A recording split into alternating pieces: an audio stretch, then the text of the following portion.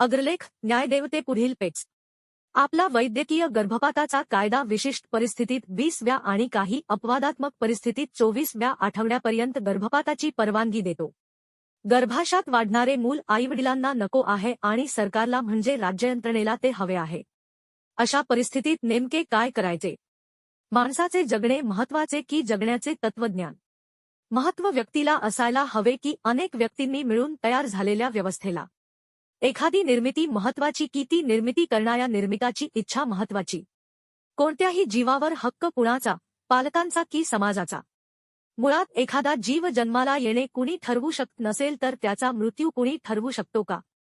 हे आणि असे अनेक तात्विक प्रश्न मानवजातीला आजतागायत नेहमीच पडत आले आहेत. वेळोवेळी त्यांच्यावर वादविवाद झडूनही नव्या संदर्भात ते पुन्हा उद्भवतात तेव्हा त्यांच्या नव्या पैलूंसकट त्यांच्यावर होणारी नवी चर्चा ही सगळ्यांच्याच बौद्धिक, तात्विक, न्यायिक, सामाजिक, वैयक्तिक कसोटी पाहणारी आणि प्रगल्भतेला आव्हान देणारी ठरते. आपण माणूस म्हणून, समाज म्हणून प्रगत अवस्था गाठली आहे की नाही याची चाचणी घेणाऱ्या अशा एका लिटमस टेस्टला सर्वोच्च न्यायालयातील एका प्रकरणाच्या निमित्ताने आपला समाज, न्यायव्यवस्था पुन्हा एकदा सामोरी जाते आहे. प्रकरण आहे एका 26 ते 27 वर्षीय स्त्रीसंदर्भातील. 2 मुलांची आई असलेली ही स्त्री तिसऱ्यांदा गर्भवती आहे. लहान कुटुंब, सुखी कुटुंब हे घोषवाक्य मिरवणारा आपला कुटुंब नियोजन कार्यक्रम इथेच नापास झाला आहे. ही गोष्ट वेगळी, तिची गर्भधारणा होऊन तब्बल 26 आठवडे म्हणजे 6.5 महिने झाले आहेत. आपली मानसिक आणि आर्थिक स्थिती ठीक नाही, तसेच दुसरे मूल जेमतेम 1 वर्षांचे आहे. त्यामुळे आपल्याला हा गर्भ ठेवायचा नाही, सबब गर्भपाताची परवानगी द्यावी, असे म्हणत संबंधित स्त्रीने न्यायालयाकडे धाव घेतली आहे. आपला वैद्यकीय गर्भपाताचा कायदा विशिष्ट परिस्थितीत 20व्या आणि काही अपवादात्मक परिस्थितीत 24व्या आठवड्यापर्यंत गर्भपाताची परवानगी देतो.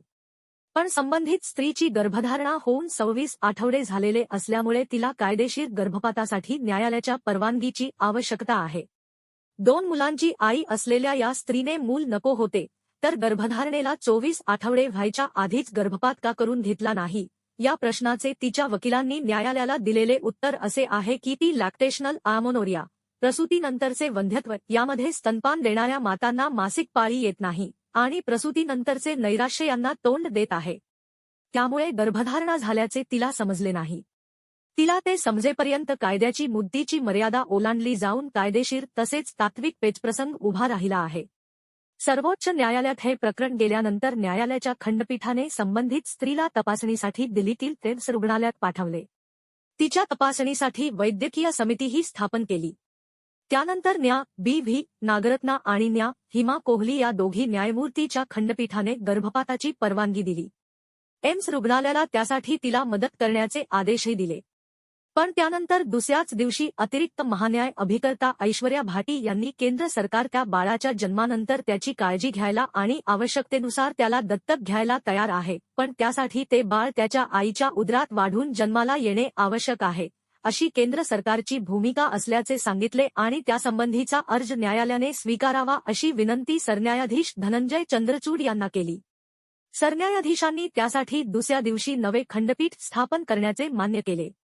यातून असा पेच निर्माण झाला आहे की संबंधित मूल आईवडिलांना नको आहे आणि सरकारला म्हणजे राज्ययंत्रणेला ते हवे आहे. अशा परिस्थितीत नेमके काय करायचे? ही गुंतागुंत निर्माण होण्यामागेही काही कारणे आहेत. 9 ऑक्टोबरला संबंधित स्त्रीच्या गर्भपाताला मान्यता देणाऱ्या दोन्ही न्यायाधीशांची मते 11 ऑक्टोबरपर्यंत बदलली आहेत. त्याला कारणीभूत ठरले आहे वैद्यकीय समितीतील डॉक्टरांचे ईमेलवर मिळालेले एक पत्र. बाळाची वाढ निरोगी असल्याचा या पत्रात उल्लेख आहे.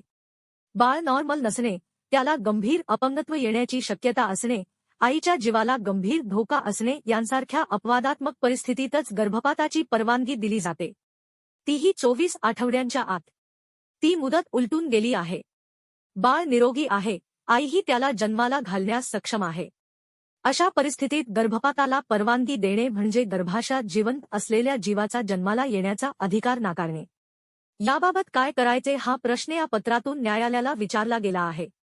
या संदर्भात न्यायमूर्ती हिमा कोहली म्हणतात की माझा न्यायिक विवेक मला गर्भपाताला परवानगी देऊ देत नाही. जिवंत गर्भाच्या हृदयाचे ठोके थांबवण्याची परवानगी अशा पद्धतीने कोणते न्यायालय देऊ शकते? तर न्यायमूर्ती बी. नागरत्ना गर्भपाताच्या बाजूने ठामपणे उभ्या आहेत. एखाद्या स्त्रीला जर मूल जन्माला घालायचे नसेल तर तिला तसा निर्णय घेण्याचा पूर्ण अधिकार आहे आणि त्या निर्णयाचा आदर केला पाहिजे. मुळात या प्रकरणात मूल सक्षम आहे किंवा नाही असा मुद्दाच नाही, तर त्याला वाढवायला आपण सक्षम नाही असे आईचे म्हणणे आहे आणि ते लक्षात घेतले पाहिजे असे त्यांचे म्हणणे आहे. नागरत्ना यांनी मांडलेला आणखी एक मुद्दा महत्त्वाचा आहे. त्यात त्या म्हणतात की गर्भामधले मूल हे पूर्णपणे आईवर अवलंबून असते. त्याला तिच्यापासून वेगळे स्वतंत्र व्यक्तिमत्व नसते. त्यामुळे तसे मानताही कामा नये. आपण मूल जन्माला घालण्यास असमर्थ आहोत असे ती सांगते तेव्हा तिच्यावर बाळंतपण लादणे योग्य ठरणार नाही.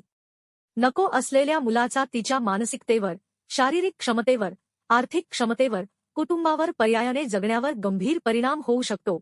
आधीच्या बाळंतपणात उद्भवलेले आजारही पुन्हा उद्भवू शकतात, हे लक्षात घेतले पाहिजे.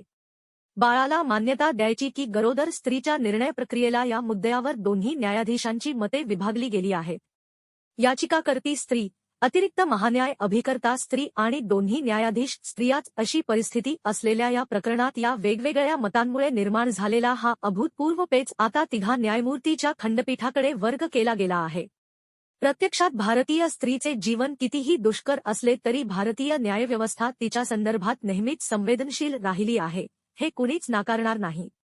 स्त्रियांसंदर्भात अशी गुंतागुंतीची प्रकरणे पुढे आली तेव्हा तिने पक्व न्यायबुद्धीनेच निर्णय दिले आहेत. खरे तर अनेकदा अशा वेळी अशा प्रश्नांची व्यावहारिक उत्तरे पूर्ण वेगळी असतात. भावना, तत्त्वे बाजूला ठेवून क्रूर, थंड बुद्धीने ती अनुसरली जातात. पण न्यायव्यवस्थेच्या संस्थात्मक चौकटीत असे मुद्दे येतात, त्यावर विचार होतो, चर्चा होते तेव्हा त्याचे परिणाम दूरगामी, पुढच्या अनेक निर्णयांना वळण देणारे, समाजाला दिशा देणारे असतात. या प्रकरणातही भ्रूणाचा जन्मण्याचा जगण्याचा अधिकार महत्त्वाचा की त्याच्या आईचे व्यक्तिस्वातंत्र्य हा वरवर साधा वाटणारा प्रश्न कायदे, तंत्रज्ञान, तत्त्वज्ञान, राज्यघटनेमधील काही अनुच्छेद, राजकीय मतभेद, स्त्रीचे निर्णय स्वातंत्र्य अशा अनेक मुद्द्यांना कवेत घेऊन उभा आहे. जीवनाच्या बाजूने उभे राहायचे की व्यक्तिस्वातंत्र्याच्या, या पेचप्रसंगात न्यायमूर्ती असले तरी डोळ्यांवर पट्टी बांधून उभी असलेली न्यायदेवता कोणावरही अन्याय होऊन देता योग्य पारड्यात आपले वजन टाकेल ही अपेक्षा आहे.